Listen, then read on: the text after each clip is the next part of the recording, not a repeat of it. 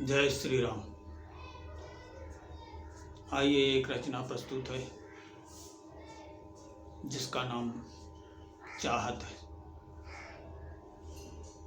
तो आइए सुनते समझते हैं रचना क्या कुछ कह रही है। सब कुछ प्रभु का, मैं खुद उनका, क्यों कुछ इस जग चाहूं, साधो जो दे दें वो पाऊं। सब कुछ प्रभु का, मैं खुद उनका, क्यों कुछ इस जग चाहूं, साधो जो दे दें वो पाऊं। होता मन यदि लोभ लुभाता, मांग प्रभु से तत्क्षण लाता।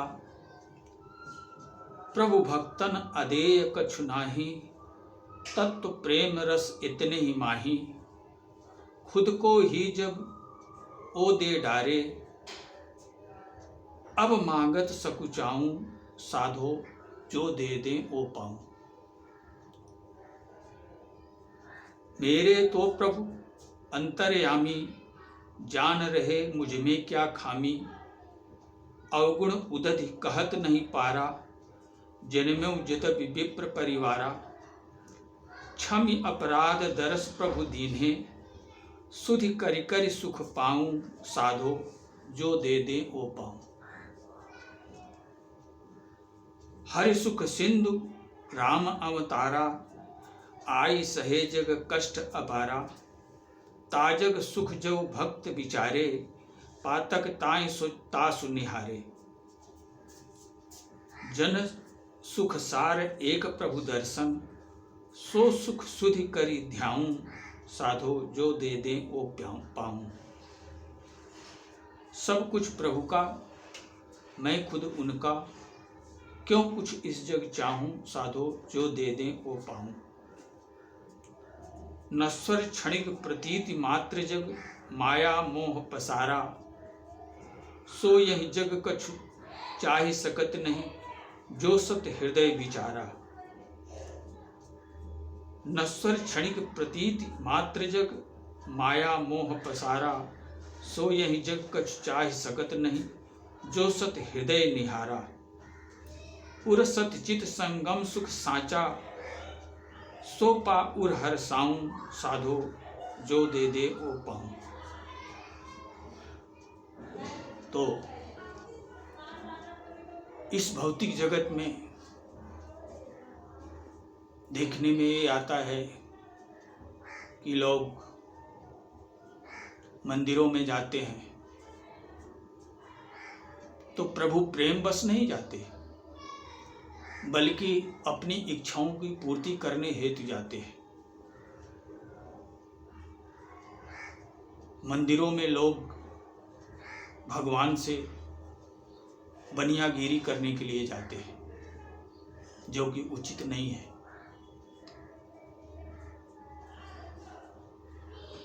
ईश्वर ने आपको क्या कुछ नहीं दे दिया।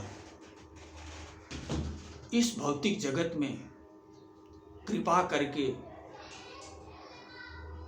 एक मोक्ष का धाम, मोक्ष का दरवाजा, ये नर्तन प्रदान करके क्या कुछ नहीं दे दिए। अब अपने पुरुषार्थ पराक्रम से प्रभु की प्राप्ति कर लेने के बजाय अगर लोग भौतिक सुखों की, भौतिक साधनों की, वस्तुओं की मांग अगर प्रभु के पास जाकर करते हैं तो ये कहाँ तक उचित है।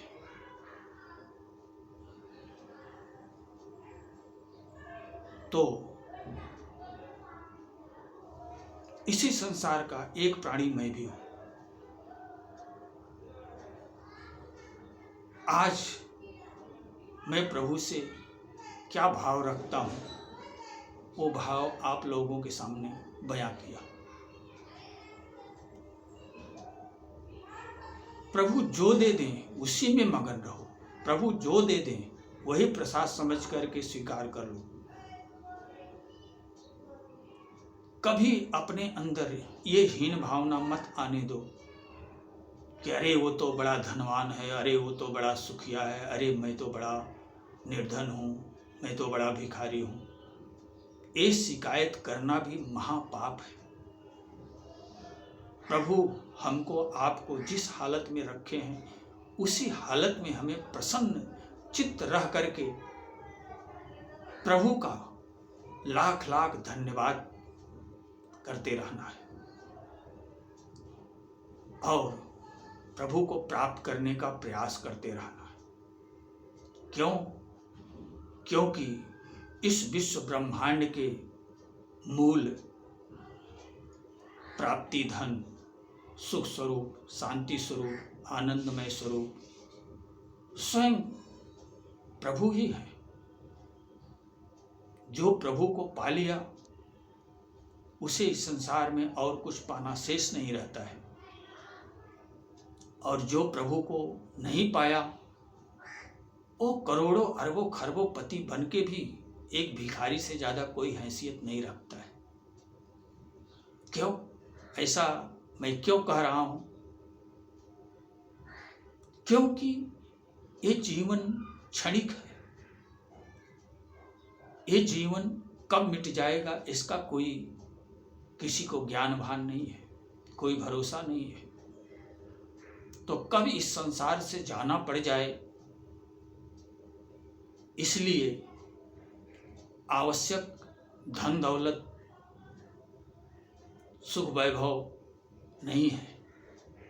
आवश्यक है तो वो जीवन की पूर्णता आवश्यक है, प्रभु की प्राप्ति आवश्यक है।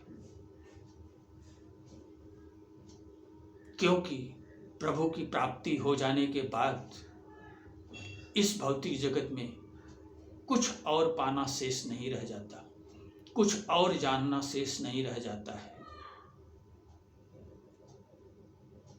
इसलिए जीवन को पूर्ण बनाने के लिए अपने जीवन में कभी भौतिक चीजों को प्रभु से मत मांगो। अगर मांगना ही है तो उनके चरणों में अपना शीश डाल करके उनके चरण कमलों की भक्ति मानो। चरण कमलों की भक्ति मांगने में ही भलाई है। बाकी और अगर कुछ मांगते हो तो आप स्वयं का बहुत बड़ा अहित कर रहे हो। तो आप सब स्वयं प्रबुद्ध हो, समझ सकते हो, संसार की वास्तविकता से वाकिफ भी हो। ऐसा नहीं है कि कोई बताएगा तो ही समझोगे। सब कुछ देख रहे हो, सब कुछ, सारा संसार आपके आंखों के सामने हर परिदृश्य घटित हो रहा है। तो विवेक से काम लो। काम, क्रोध, मद, लोभ, ईर्ष्या, द्वेष, झूठ, छल, कपट, पाखंड, इनके चंगुल में मत आओ। अगर गुणों से प्रेम ही करना है तो सत्य, अहिंसा, प्रेम, दया, तप, ज्ञान, वैराग्य, भक्ति, इनसे प्रेम करो। इनसे आपका मानव जीवन सार्थक होगा। यही आप लोगों से हमारा नम्र निवेदन है। इसी के साथ मैं अपनी वाणी को विराम देना चाहता हूँ। जय श्री राम।